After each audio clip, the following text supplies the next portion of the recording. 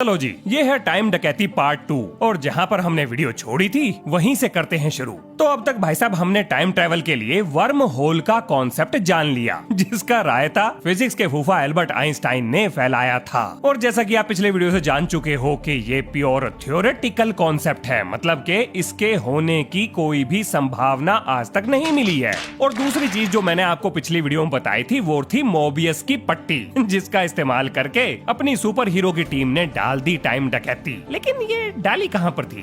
भाई साहब ये डली थी थैनोस के अरमानों पर। आप क्रोनोलॉजी समझ लीजिए। बात तो सही है, पहले क्रोनोलॉजी ही समझ लेते हैं। देखो, सबसे पहले आई रिलेटिविटी। उसने स्पेस टाइम कर्वेचर नाम का रायता फैला दिया। अब अगर स्पेस टाइम कर्व है तो इसे मोड़ा जरूर जा सकता है, और क्योंकि इसको मोड़ा जा सकता है तो स्पेस के दो अलग अलग पॉइंट के बीच में एक रास्ता बनाया जा सकता है, जिसको वर्म होल कहेंगे। अब ये वर्म होल मिलेंगे कैसे? तो भैया असल दुनिया में तो अभी तक ये मिलते ना। ये भगवान क्या जुल्म है। हाँ जी, जुल्म तो है। अब देखो, अगर ये असल दुनिया में मिलते ना तो ये कौन सी दुनिया में मिलेंगे? तो भाई साहब ये आपको मिलेंगे कि ऐसी दुनिया में जो अभी तक किसी ने देखी ना, बोले तो क्वांटम वर्ल्ड। और ये बात हमें कैसे पता? नहीं पता है। तो मैं इस बात को क्यों कह रहा हूँ? क्योंकि भैया मार्वल वालों ने कहा है, मतलब क्वांटम वर्ल्ड में क्या चीज है और क्या नहीं ये किसी को भी नहीं पता, और चिपका दिया क्वांटम वर्ल्ड में वर्म होल का क्वांटम वर्ल्ड है। अब अगर ये सब सुनकर आपको विरोध का ढोल बजाना है तो बजा लो, क्या फर्क पड़ता है? साबित तो आप भी नहीं कर पाओगे कि क्वांटम वर्ल्ड में वर्म होल नहीं होते। अब यहाँ पर एंट्री होती है मार्वल के खुरापाती राइटर्स की, यानी कि चलचित्र की कथा पट्टी लिखने वालों की। अब इन्होंने सबसे पहले पकड़ा क्वांटम वर्ल्ड, उसके बाद इन्हें चाहिए था वहाँ पर जाने का तरीका, जिसके लिए इन्हें होना था छोटा। उसका सोल्यूशन निकाला पिम पार्टिकल और एक ऐसा सूट जो कि उन्हें छोटा बना सके। फिर तीसरी चीज इन्हें चाहिए थी वर्म होल, जो इनके हिसाब से क्वांटम वर्ल्ड में होते हैं।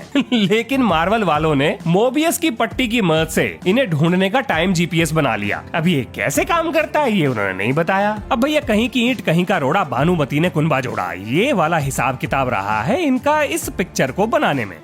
ये क्या है? मैं नहीं बताऊंगा।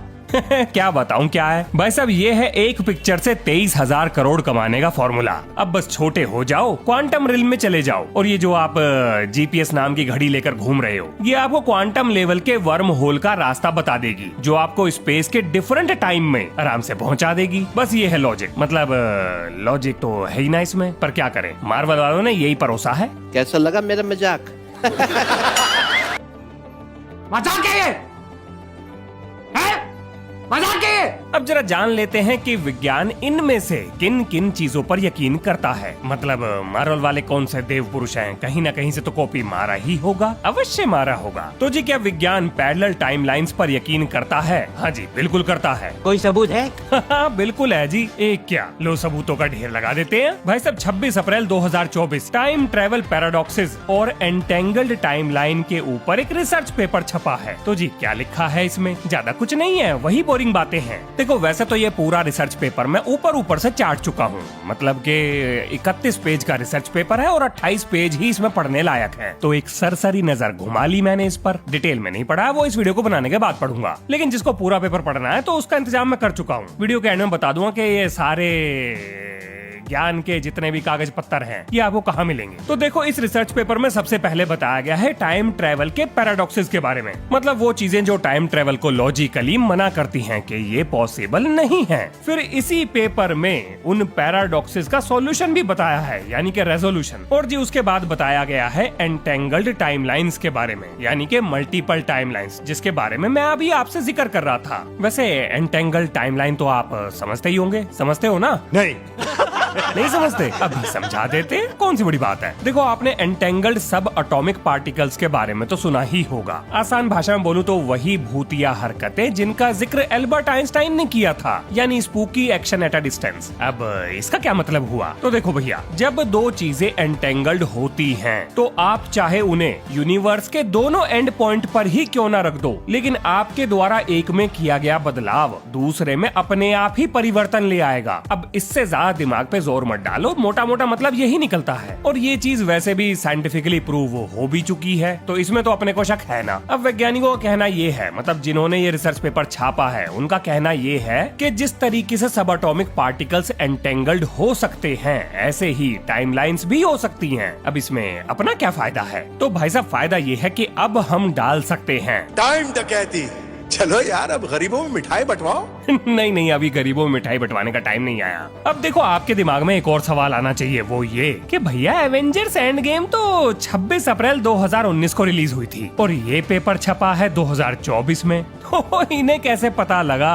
कि 2024 में एक ऐसा रिसर्च पेपर आने वाला है जो इनकी पिक्चर में दिखाए गए लॉजिक को सही साबित करने की कोशिश करेगा। ये अंदर की खबर कहाँ से मिल गई? सन 1908 में जर्मन मैथमेटिशियन और फिजिसिस्ट हरमन मिनोस्की ने एक ब्लॉक यूनिवर्स थ्योरी दी। अब इसका मतलब ये था कि भैया जो स्पेस टाइम है, यानी कि 4 डायमेंशनल स्पेस टाइम, मतलब 3 डायमेंशन स्पेस के और 1 डायमेंशन टाइम का, इसमें जो कुछ भी घटनाएं घट रही हैं वो पहले से ही निश्चित है, यानी कि डिटर्मिनिस्टिक है, पहले से ही सब कुछ तय हो चुका है। अब अगर शॉर्ट में बोलूं तो पास्ट, प्रेजेंट और फ्यूचर तीनों एक साथ एग्जिस्ट करते हैं। अरे वाह, ऐसा कैसे हो सकता है? ये क्या सवाल है? अब जो ब्लॉक थ्योरी में लिखा है मैं तो आपको वही बता रहा हूँ। अब देखो, मानने वाले तो इस थ्योरी पर यकीन करते हैं, लेकिन ना मानने वाले तो एल्बर्ट आइंस्टाइन की थ्योरी ऑफ रिलेटिविटी पर भी यकीन नहीं करते। ओह, वैसे इस बात का मतलब क्या हुआ? देखो, वैसे तो ये बात समझाने में काफी मुश्किल है, लेकिन आप ऐसे समझो कि आपका भविष्य क्या होगा, उसकी प्रोबेबिलिटीज पहले से ही निश्चित हैं। उदाहरण के लिए, अगर आप बिजली का तार छुओगे तो हो सकता है वो करंट लग जाए, हो सकता है बिल्कुल एंड टाइम पर लाइट चली जाए, हो सकता है तार आपको चिपका ले या फिर दूर फेंक के मार दे, मतलब कुछ भी हो सकता है। लेकिन ये सारी चीजें आपके एक एक्शन पर डिपेंड करेंगी और वो है तार को पकड़ने का, यानी आपके एक एक्शन के बाद अलग अलग प्रोबेबिलिटीज निकल जाएंगी। मतलब जैसे शॉर्डिंगर की बिल्ली वाला एक्सपेरिमेंट था कि जब तक डब्बा खोल के ये ना पता किया जाए कि बिल्ली जिंदा है या मरी हुई, तब तक उसकी दोनों संभावनाएं हैं कि वो जिंदा भी हो सकती है और मरी हुई भी। अब ब्लॉक यूनिवर्स थ्योरी में इन अलग अलग संभावनाओं को अलग अलग टाइमलाइन के जरिए दर्शाया गया है। यानी कि अगर आपने बिजली का तार पकड़ा तो एक टाइमलाइन में आपको झटका लगेगा, एक टाइमलाइन में नहीं लगेगा, मतलब क्या पता लाइट चली जाए। एक टाइमलाइन में 4 आदमियों की जरूरत पड़ेगी। 1 मिनट, 4 आदमी काहे चाहिए? अब भैया एक आदमी से तो आप उठोगे ना। इशारा समझो। अब देखो, आपके दिमाग में यहाँ पर एक शक पैदा हो रहा होगा कि ऐसा तो हमने कहीं ना सुना, पूरी एंड गेम पिक्चर हमने भी देखी थी, एंड गेम में तो ब्लॉक यूनिवर्स था ही नहीं। क्या बात कर रहे हो भाई साहब? बिल्कुल था। अब देखो, फर्क यहाँ पर ये है, जिस टाइम जैसे ही मैंने ये वाला डायलॉग सुना, कौन सा वाला? ये वाला, आने वाली लड़ाई के जितने नतीजे हो सकते थे सब देख लिए। कितने नतीजे देखे? 1,40,00,605। और हम कितनी बार जीते?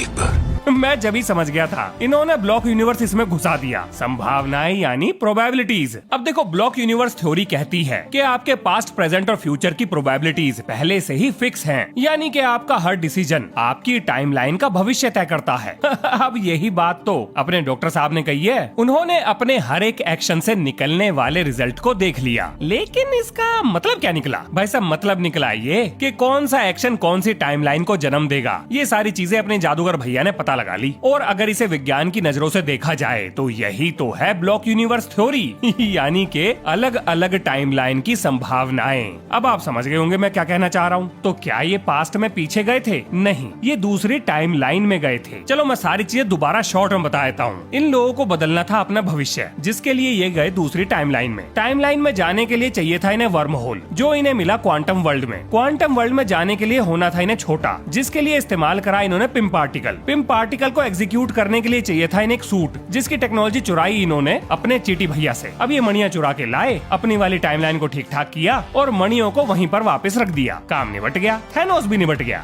अब आप ये कहोगे कि भैया इन्होंने तो अपना पास्ट बदल दिया। नहीं महाराज, ब्लॉक यूनिवर्स थ्योरी पास्ट बदलने के बिल्कुल खिलाफ है। ये पास्ट में बदलाव को अलाउ ही नहीं करती। मैं आपको एक उदाहरण देकर समझाता हूँ, जरा पहले ये वाला डायलॉग सुन लो। टाइम ऐसे कभी नहीं चलता। बीते कल को बदलने से आने वाला कल नहीं बदलने वाला। डोंट एंग्री मी। हम डकैती करके थैनोस से पहले मणि उठा लेंगे, थैनोस लटक जाएगा।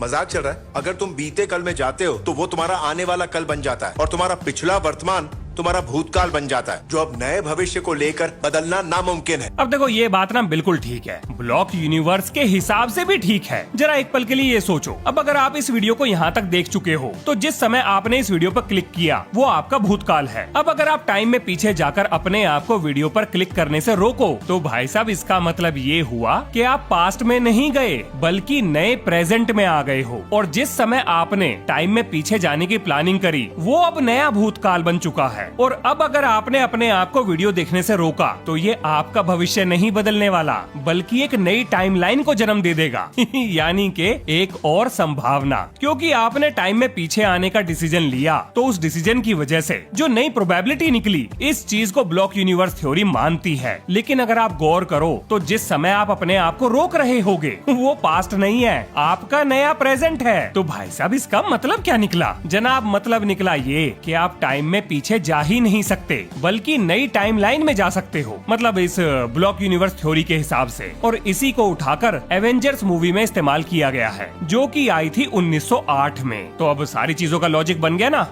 चलो जी बात कर लेते हैं अब। देखो, इस वीडियो का मकसद आपको मार्वल मूवी में लगाई गई टाइम डकैती के बारे में समझाना नहीं था, बल्कि आपको ये बताना था कि आखिर टाइम ट्रेवल फिजिक्स के हिसाब से या मैथमेटिक्स के हिसाब से किस तरीके से किया जा सकता है, जिसके एक दो उदाहरण हमने इस मूवी में, सॉरी मूवी नहीं वीडियो में देखे हैं। जैसे आइंस्टाइन रोजन ब्रिज हो गया, यानी आपका वर्म होल हो गया, ब्लॉक मॉडल ऑफ यूनिवर्स हो गया, और भी दुनिया भर के चिलप्तर हमने इस वीडियो में डिस्कस करे हैं। और अगर आपको मैथ से ज्यादा दिक्कत नहीं है तो डॉक्टर फैबियो कोस्टा का मल्टीपल वेरिएबल कैलकुलस से रिलेटेड एक रिसर्च पेपर है, जिसमें उन्होंने टाइम ट्रेवल को मैथमेटिकली प्रूव किया है, वो आप पढ़ सकते हो।